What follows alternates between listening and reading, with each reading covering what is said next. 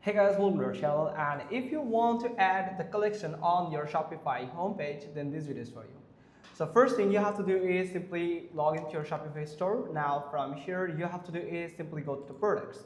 So when you are on products, you can find all of your product listed here. This is my demo site here. That's why I have added an example as this mouse here. I have added this product for example here. Now you can find the collections. So go to the collection tab, where you can find homepage, where you have to simply click on the homepage and you have to choose that product. Simply click on it and you can find it on your homepage, or you can directly go to the products here and you can find the product. Simply click on it.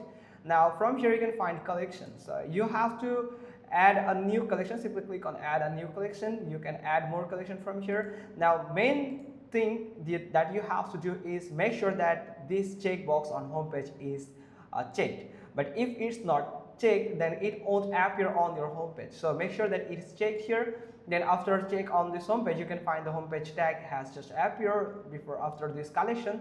Simply click on save, and also you can include this on your collection, other collection, this product here. So other thing you have to do, you can do is you can go to the online store. Simply click on it and you can find themes, where you can simply find this. Let me show you. Here is preferences.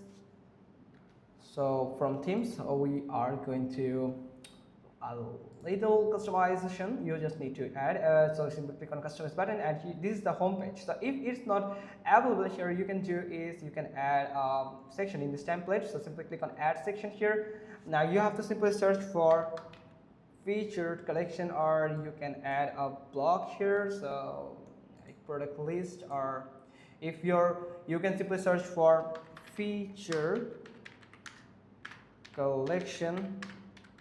When you search for it, you can find your all the featured collections. So right now I don't have any product added on the collection.